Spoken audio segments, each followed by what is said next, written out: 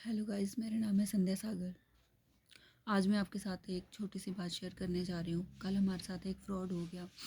कल एक कॉल आया मेरे ससुर जी के फ़ोन पे और मेरी सास ने उठाया और उन्होंने फ़ोन पे बोला कि आपके बच्चे क्या करते हैं। तो उन्होंने बता दिया, एक घर पे, एक बाहर गया है और एक गोवा रहता है।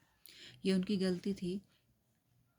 और जैसे ही उन्होंने ऐसे बोला गोवा रहता है एक लड़का, तो उन्होंने तुरंत ही कैच कर लिया और उन्होंने बोला कि आपका जो बेटा गोवा रहता है वो उसको हमने पकड़ा हुआ है, उसने किसी लड़की का रेप कर दिया है और इस चक्कर में लड़की वाले उसके इलाज के लिए पैसे मांग रहे हैं। अगर आप पैसे दे दोगे तो हम उसको छोड़ देंगे, अदरवाइज़ अगर नहीं दोगे तो हम इस लड़के को मुंबई जेल में रेफ़र कर देंगे, वहाँ पता नहीं क्या होगा।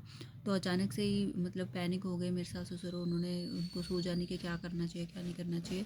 और उस पुलिस वाले ने बोला कि आपको किसी से तीसरे पर्सन से बात शेयर नहीं करनी है, और उन्होंने बिल्कुल वैसा ही किया।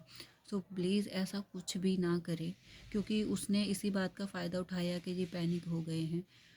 और जैसे ही वो लोग 30,000 देकर आ गए, उसके बाद मुझे बता भी क्या रहे। मैंने उनसे पूछा कि क्या बात हो गई, तो उन्होंने मुझे बाहर ले जाके पूछा कि वो बंदा फ़ोन पे है, फ़ोन कट नहीं करने दे रहा है, उसको आवाज़ सुन गई तो वो हमारे बेटे को मार देगा, उसने पकड़ा हुआ है उसको और वो मार भी सकता है उसको। तो वो पैसे मांग रहे हैं, हम 30,000 देख रहे हैं, 60,000 और मांग रहे हैं।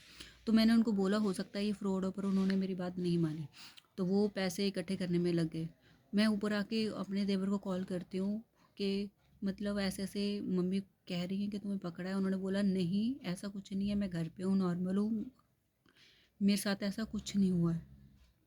उन्होंने हाल चाल पूछा, मैंने जल्दी से फ़ोन काटा, मैं नीचे गई अपनी सास को बताने के लिए कि ऐसे ऐसे मतलब वो मना कर रहे हैं कि मैं तो ठीक हूँ, मैं घर पे हूँ, मेरे साथ ऐसा कुछ नहीं हुआ, किसी पुलिस वाले ने नहीं पकड़ा। पर उन्होंने, मेरी सास ने मुझे बोला कि नहीं, ऐसा वो इसलिए बोल रहा है क्योंकि पुलिस वाले ने उसको मना करा है किसी तीसरे बंदे से बात करने के लिए, इसलिए वो तेरे को ऐसे बोल रहा है। और इतना ही सुनते, अब उसको सुनाई दे गया या नहीं सुनाई दे गया पता नहीं, वो उसको लड़के ने चिल्लाना शुरू कर दिया फ़ोन कॉल पे। उस पुलिस वाले को या तो सुन गई, या फिर हो सकता है कि मतलब जानबूझ के वो ज़्यादा ड्रामा करने लगे, ज़्यादा टाइम लग रहा है, जब हो सकता है उनको पता लग गया हो कि मतलब पैसे इसी तरीके से मिलेंगे। तो ऐसे ही बहुत ज़्यादा टेंशन हो गई थी। मेरे सासू ने 60,000 भी दे दिए। वापस आए वो, मैंने उनको बोला भी कि पैसे मत रेफ़र करो, हो सकता है फ्रॉड हो। आप एक बार चंचल बुआ से, मतलब मेरे बुआ जी हैं जो कि पुलिस में हैं, उनसे बात कर लो। उन्होंने बोला नहीं, किसी से बात नहीं करनी, वो मार देंगे। मैं तो मेरे ससुर को बोला मेरी बात करवा दो, मैं देखूँ उससे बात करके। उन्होंने बात भी नहीं करने दी। मतलब वो बहुत ज़्यादा डर चुके थे, रो रहे थे, परेशान हो रहे थे कि हमारे बच्चे को मार देगा। तो तभी मैंने उनको बोला कि चलो मैं बात नहीं करती हूँ, अब एक बार मुझे फ़ोन दिखाओ, मैं उसकी फ़ोटो लूँगी। मैंने फ़ोटो ली, उसकी फ़ोटो लेके रख ली। फिर इसके बाद जैसे भी अरेंजमेंट किया, इतना मैं नहीं बता सकती कैसे किया, वो सब अरेंजमेंट किया और पैसे उसको दे दिए। देने के थोड़े टाइम बाद ही उसने बोला था 1 घंटे बाद कॉल करना अपने बेटे को। अब आप ये समझ जाइए ये एक फ्रॉड था, पर उन्होंने इस बात को नहीं समझा।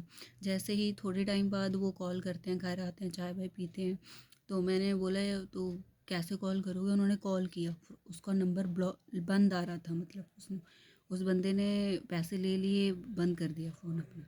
जैसे ही मैंने देवर को फ़ोन किया तो उन्होंने तुरंत यही बोला कि क्या हो गया तुम लोगों को, मैं ठीक हूँ, मुझे कुछ नहीं हुआ है। तो ये बात तो क्लियर हो गई कि वो फ्रॉड था। तो प्लीज़ आप सब इस स्कैम से बचिए, और कभी भी कोई कॉल आता है तो पैनिक मत करिए, और वो बोलेगा फ़ोन मत काटो तो ठीक है, आप फ़ोन पे रहिए, पर किसी साइबर क्राइम में जाइए और पता करिए जिस बंदे के बारे में, जिस इंसान के, जिस बच्चे के बारे में बात कर रहे हैं, कंफर्म कीजिए कि वो बच्चा जो है वो सेफ़ है। ठीक है, अगर कहीं ऐसी जगह है, पहली बात तो बिल्कुल भी पैनिक नहीं करो, थोड़ा सा भी पैनिक करके वो बंदा समझ जाएगा कि मतलब आप फंस चुके हो।